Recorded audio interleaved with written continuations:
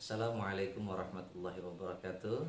Apa kabar anak-anakku semuanya? Semoga hari ini masih diberikan kekuatan keimanan dan diberikan kesehatan yang cukup sehingga untuk mengawali kegiatan hari ini kalian merasa senang dan semoga apa yang kita lakukan ini adalah bagian dari ibadah.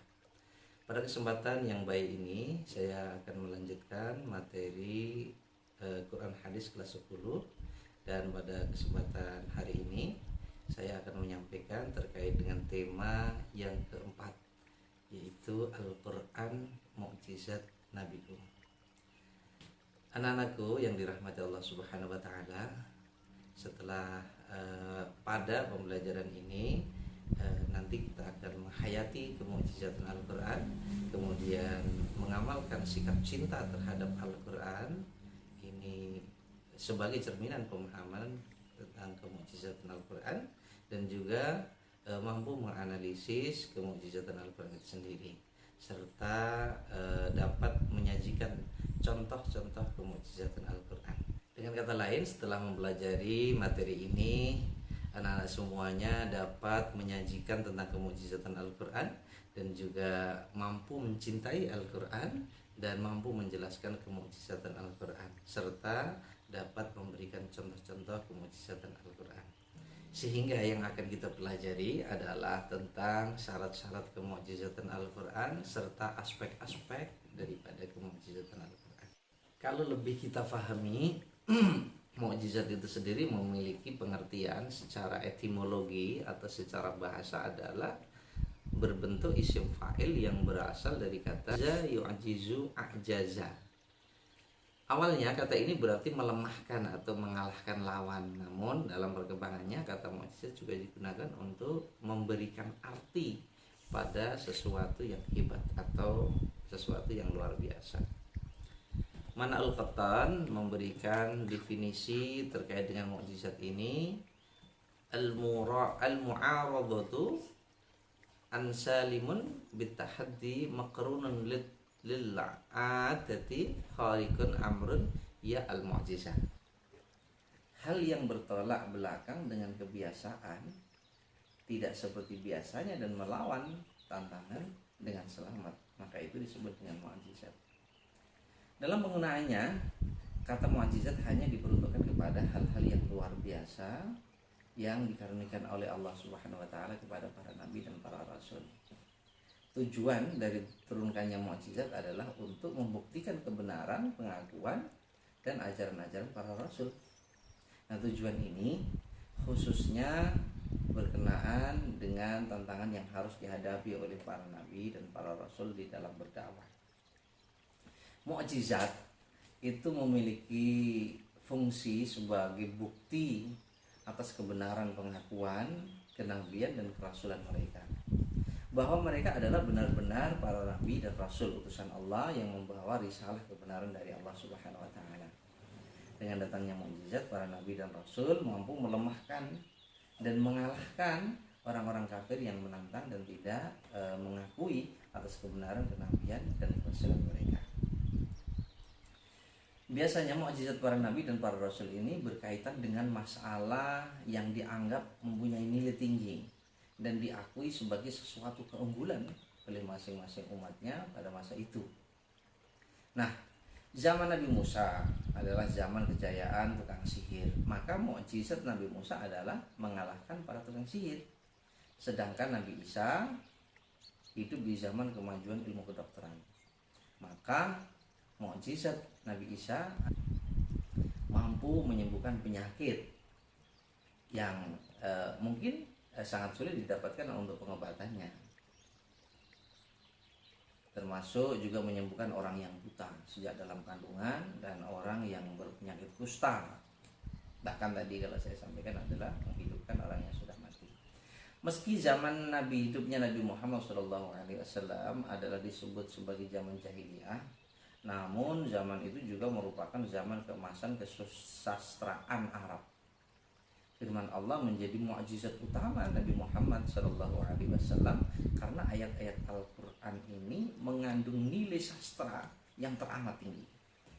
Tidak ada seorang manusia pun yang dapat membuat serupa dengan Al-Quran baik pada zaman itu maupun hingga zaman sekarang. Adapun syarat-syarat mukjizat, suatu hal dapat dikategorikan sebagai mukjizat karena memenuhi kualifikasi. Di antaranya adalah yang pertama, sesuatu yang tidak sanggup dilakukan oleh siapapun selain Allah Subhanahu wa taala. Ini syarat yang pertama, disebut dengan mukjizat. Yang kedua, mukjizat adalah sesuatu yang tidak sesuai dengan kebiasaan dan berlawanan dengan hukum alam atau sunatullah. Dan yang ketiganya, mukjizat harus berupa hal yang dijadikan saksi oleh seseorang yang mengaku membawa risalah ilahi sebagai bukti atas kebenaran pengakuannya. Selebihnya, mukjizat terjadi bertepatan dengan pengakuan Nabi dan penolakan suatu kaum atas pengakuan tersebut. Dan yang terakhir, bahwa mukjizat syaratnya adalah tidak ada seorang manusia pun, bahkan jin sekalipun, yang dapat mengalahkan suatu mukjizat yang sudah diberikan Allah kepada para nabi dan rasul. Nah, suatu hal disebut mukjizat bila kelima daripada prasyarat tadi itu terpenuhi. Kemudian kalau kita lanjutkan dengan macam-macam mukjizat. Mukjizat dapat dibagi menjadi dua macam. Yang pertama adalah mukjizat hissi atau secara kasat mata, yaitu mukjizat yang dapat dilihat oleh mata, didengar oleh telinga, dicium oleh hidung, diraba oleh tangan, dan juga dirasakan oleh lidah. Tegasnya dapat dicapai dan ditangkap oleh panca indera manusia. Adapun jenis yang kedua, mukjizat itu sengaja ditujukan atau diperlihatkan manusia biasa, yakni mereka yang tidak bisa menggunakan kecerdasan akal pikirannya, yang tidak cakep pandangan mata hatinya, dan yang rendah budi dan perasaannya. Karena bisa dicapai dengan panca indera, maka mukjizat ini bisa juga disebut dengan mukjizat indrawi. Nah, mukjizat hissi ini dibatasi oleh ruang dan waktu. Artinya apa? Hanya diperlihatkan kepada umat tertentu dan pada masa tertentu. Kemudian jenis yang ketiga, mukjizat maknawi. Ini tidak kasat mata, yakni mukjizat yang tidak mungkin dapat dicapai dengan kekuatan panca indera, tetapi harus dicapai dengan kekuatan akliyah atau dengan kecerdasan pikiran intelektual atau mata batin. Karena orang tidak mungkin mengenal mukjizat maknawi ini melainkan orang yang berpikir sehat, berpikir cerdas, serta bermata hati, berbudi luhur, dan yang suka menggunakan kecerdasan pikirannya dengan jernih serta jujur. Karena harus menggunakan akal pikiran untuk mencapainya, maka bisa disebut juga dengan mukjizat akli atau mukjizat rasional. Mukjizat hissi bersifat hanya pada suatu mukjizat terjadi, sedangkan mukjizat maknawi adalah bersifat universal dan eternal atau abadi, yakni berlaku untuk semua umat manusia sampai akhir zaman. Ini perbedaan daripada jenis macam-macam mukjizat. Kemudian pengertian daripada ijazul Quran itu sendiri. Kata mukjizat diletakkan dengan dilekatkan, kata mukjizat tadi kan dilekatkan dengan ijazul Quran. Kata mukjizat dilekatkan dengan kitab suci Al-Quran, memiliki dua konotasi. Yang pertama, manusia tidak akan pernah mampu untuk membuat redaksi kalimat-kalimat yang bisa menandingi keindahan Al-Quran, apalagi menyaingi kandungan isi Al-Quran yang banyak sekali menceritakan tentang hal-hal terkait kisah-kisah zaman dahulu, masa depan, dan hal-hal yang gaib lainnya. Ini semuanya terkandung di dalam Al-Quran. Yang kedua, kemukjizatan Al-Quran mempunyai sifat menantang manusia dan jin untuk membuat semacam yang sama dengan Al-Quran, sehingga karena tidak akan pernah berhasil, maka mereka menginsafi kelemahannya dan pada akhirnya mengakui kehebatan ayat-ayat Al-Quran.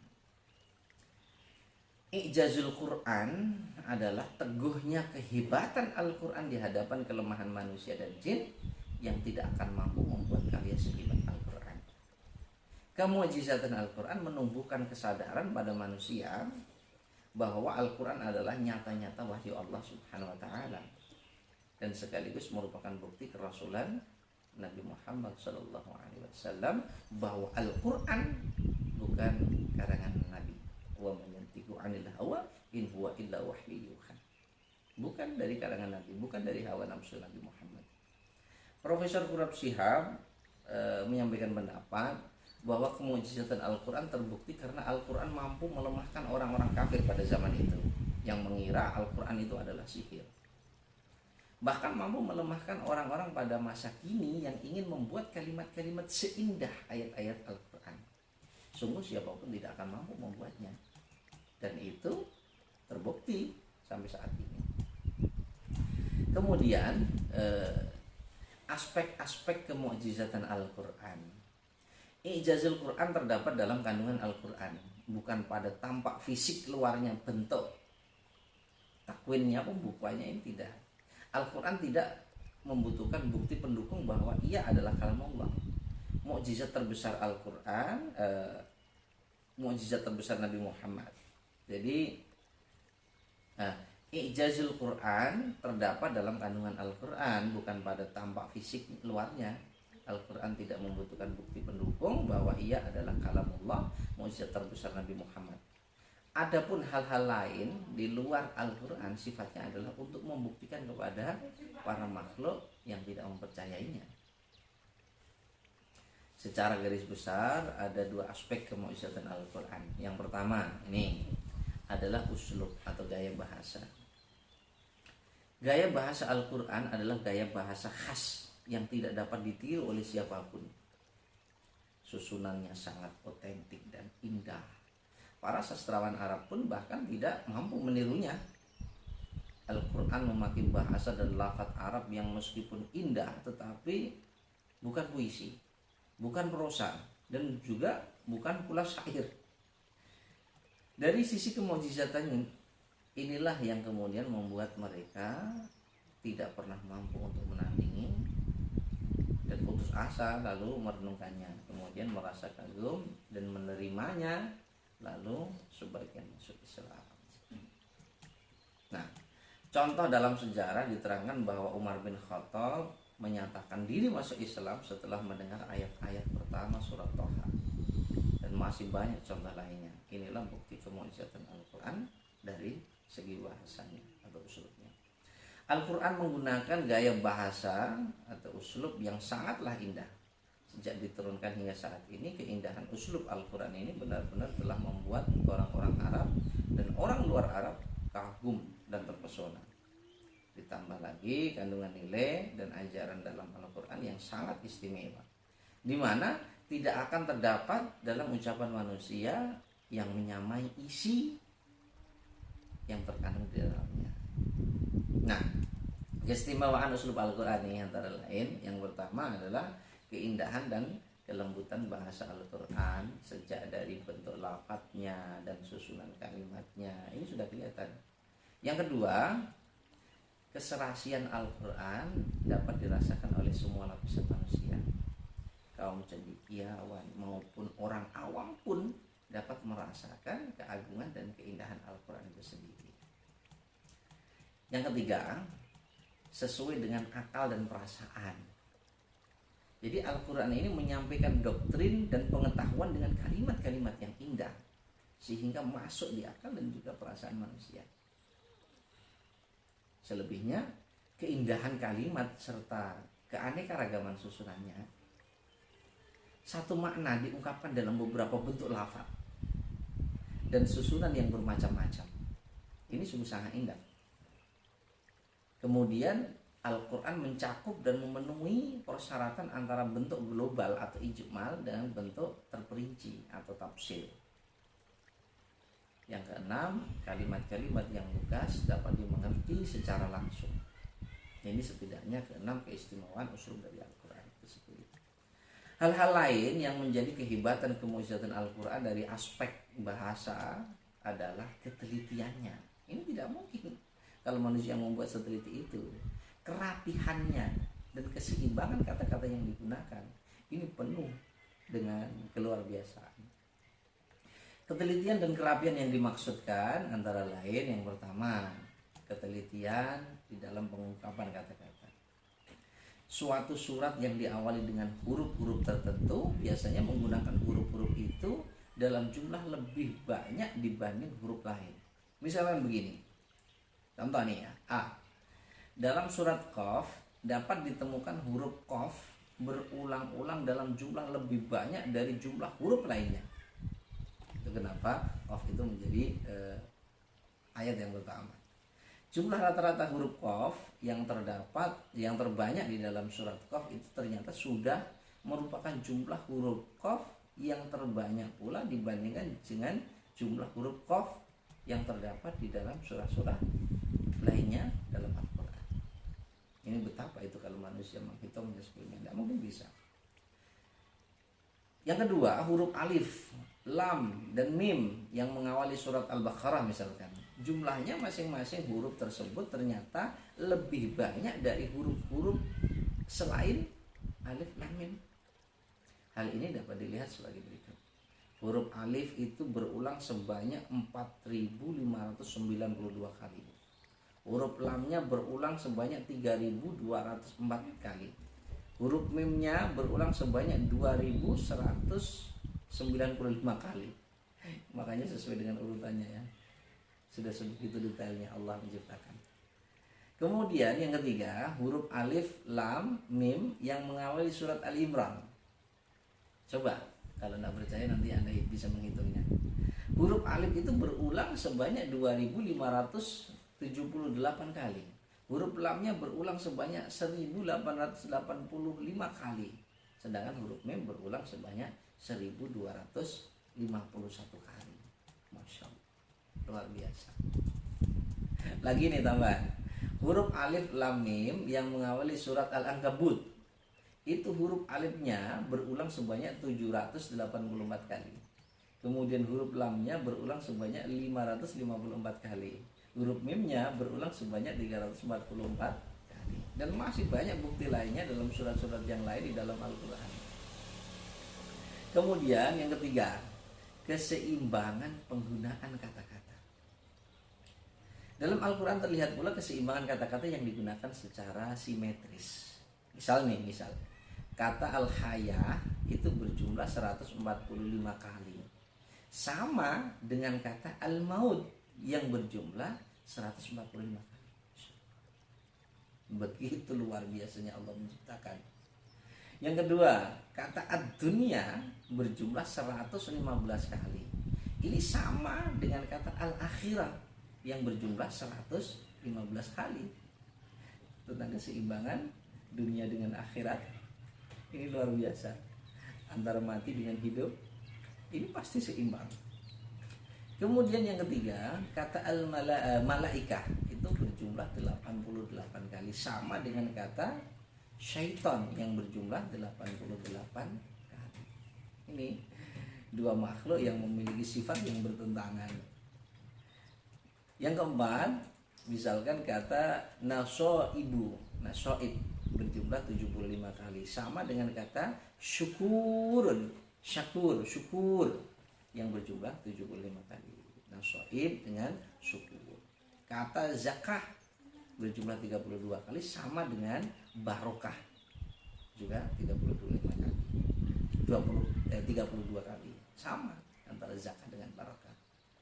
Kalau dizakati maka akan berupa berkah. Ini akan seimbang jumlah kata-katanya. Kemudian yang ketiga adalah misteri angka 19. Ini menjadi keistimewaan. Angka 19 adalah angka istimewa dalam Al-Quran. Jumlah huruf yang terdapat pada kalimat basmalah itu terdiri dari 19 huruf. Dan setiap katanya terulang 19 kali di dalam surat Al-Quran, atau beberapa kali kelipatan dari angka 19. Itu detailnya Allah menciptakan. Keunikan ini antara lain, contoh ini ya, satu, kata ismun itu berulang 19 kali di dalam Al-Quran. kata Allah berulang sebanyak 2698 kali dalam Al-Quran. Itu artinya 19 kali 142 akan ketemu angka 2698. Kata Ar-Rahman berulang 57 kali. Itu berarti 19 kali 3. Kata Ar-Rahim berulang 144 kali. Itu berarti 19 kali 6. Huruf terpisah yang mengawali surah-surah atau disebut dengan istilah Fawatihus Suwar berulang dalam hasil jumlah kali lipat angka 19. Perhatikan contoh ini ya. Yang pertama huruf Qaf. Dalam surat Qaf berulang 57 kali. Berarti 19 kali 3. Huruf Kaf, Kaf ha ya ain shad ya, Kaf ha ya ain shad. Kaf ha ya ain shad yang mengawali surat Maryam berulang sebanyak 789 kali. Berarti 19 kali 42. Ini pengulangannya luar biasa. Huruf Nun dalam surat Qalam berulang sebanyak 133 kali. Berarti 19 kali 7. Ada apa ini dengan angka 19? Masya Allah. Huruf Ya dan Sin, Yasin yang mengawali surat Yasin dalam surat tersebut berulang sebanyak 285 kali. Berarti 19 kali 15. Dan sebagainya, masih banyak sekali. Keunikan ini merupakan suatu tanda kerapian, ketelitian, keseimbangan huruf dan kata yang digunakan di dalam Al-Quran. Ini dari sisi uslubnya. Berikutnya adalah isi kandungannya. Dilihat dari isi kandungannya, kemukjizatan Al-Quran ini antara lain satu, Al-Quran mengungkapkan berita-berita yang bersifat gaib. Jadi hal-hal yang bersifat gaib yang diungkapkan di dalam Al-Quran dapat dipilah menjadi dua. Yang pertama, berita tentang masa lalu, atau seperti kisah Nabi Adam, Nabi Nuh, Nabi Ibrahim, Nabi Ismail, Nabi Musa, dan kisah lain di masa lalu. Salah satu contoh lainnya sebagaimana diungkapkan di dalam surat Yunus ayat 92. فَالْيَوْمَ نُنَجِّيكَ بِبَدَنِكَ لِتَكُونَ لِمَنْ خَلْفَكَ آيَةً وَإِنَّ كَثِيرًا مِنَ النَّاسِ عَنْ آيَاتِنَا لَغَافِلُونَ فَالْيَوْمَ نُنَجِّيكَ بِبَدَنِكَ. Maka pada hari ini kami selamatkan jasadmu agar engkau dapat menjadi pelajaran bagi orang-orang yang datang setelahmu. Tetapi kebanyakan manusia tidak mengindahkan tanda-tanda kekuasaan kami. Ayat tersebut menceritakan tentang Fir'aun yang diawetkan dengan cara di mumi ya, di balsem sehingga utuh sampai sekarang. Hal ini bersifat gaib karena tidak ada orang yang mengenalnya. Akan tetapi berita Al-Quran itu ternyata terbukti kebenarannya di kemudian hari. Yang kedua, berita tentang peristiwa-peristiwa yang akan terjadi baik di dunia maupun di akhirat di masa yang akan datang. Misalkan dalam Al-Quran surat Ar-Rum ayat 1 sampai dengan 3. Fi adnal ardi wa hum min ba'di ghalabihim sayaghlibun. Alif lam mim. Ghulibatir Rum. Masya Allah. Ayat ini bercerita tentang kemenangan bangsa Romawi, Ghulibatir Rum, atas bangsa Persia. Padahal ketika ayat ini diturunkan belum terjadi peperangan, bahkan Persia sangat luar biasa, seakan-akan tidak mungkin dikalahkan. Jadi belum terjadi peperangan yang dimaksud itu. Akan tetapi kebenaran berita itu pada akhirnya terbukti 9 tahun kemudian setelah turunnya Al-Quran ini. Kemudian contoh berita gaib tentang hal-hal yang belum terjadi saat diturunkan Al-Quran ini antara lain adalah berita tentang kemenangan umat Islam dalam perang Badar yang dijelaskan dalam surat Al-Qamar ayat 45. peristiwa Fathu Makkah dijelaskan surat Al-Fath ayat 27 dan sebagainya. Banyak sekali kisah-kisah di dalam Al-Quran yang belum dipahami pada saat diturunkan, tetapi kemudian bisa dipahami dan terbukti pada masa-masa berikutnya. Ini tidak mungkin kalau manusia yang menciptakan. Yang kedua, i'jazul ilmi, yakni kemukjizatan ilmu pengetahuan. Al-Quran mengungkapkan isyarat-isyarat rumit terhadap suatu pengetahuan sebelum dunia ilmu pengetahuan itu sendiri sanggup menemukannya. Pengalaman-pengalaman ini membuktikan bahwa Al-Quran sama sekali tidak bertentangan dengan ilmu pengetahuan dan penemuan-penemuan baru yang didasarkan pada penelitian-penelitian yang ilmiah. Kenyataan ini sesuai dengan firman Allah Subhanahu wa taala, "Sanurihim ayatina fil afaqi wa fi anfusihim hatta yatabayyana lahum annahul haqq. Awalam yakfi bi rabbika annahu ala kulli syai'in syahid." Kami akan memperlihatkan kepada mereka tanda-tanda kebesaran kami di segenap penjuru dan pada diri mereka sendiri, sehingga jelaslah bagi mereka bahwa Al-Quran adalah benar. Tidak cukuplah bagi kami bahwa Tuhanmu menjadi saksi atas segala sesuatu. Surat Al-Fussilat ayat 53. Banyak ayat Al-Quran yang mengungkapkan isyarat tentang ilmu pengetahuan, seperti terjadinya perkawinan dalam tiap-tiap benda, perbedaan sidik jari manusia sedunia, tidak ada yang sama, berkurangnya oksigen di angkasa, khasiat madu, asal kejadian alam semesta, penyerbukan dengan angin, dan masih banyak lagi isyarat-isyarat ilmu pengetahuan yang bersifat potensial yang kemudian berkembang menjadi ilmu pengetahuan modern. Masya Allah. Salah satu isyarat ilmu pengetahuan tersebut adalah mengenai perbedaan sidik jari manusia. Allah Subhanahu wa taala berfirman, "Ayahsabul insanu allan najma'a 'idhamah bala qadirina 'ala an nusawwiya banana." Apakah manusia mengira bahwa kami tidak akan mengumpulkan kembali tulang belulangnya, bahkan kami mampu menyusun kembali jari jemarinya dengan sempurna. Masya Allah. Sebegini banyak umat manusia, semuanya memiliki jari dan semuanya sidik jarinya tidak ada yang sama. Ini adalah sebuah kesempurnaan yang sangat luar biasa. Yang ketiga, Al-Quran merupakan sumber aturan hukum Islam yang bersifat universal dan mencakup segala urusan hidup dan kehidupan manusia. Profesor Dr. Haji Said Hussein Al-Munawar, Magister Agama, merumuskan aspek-aspek kemujizatan Al-Quran.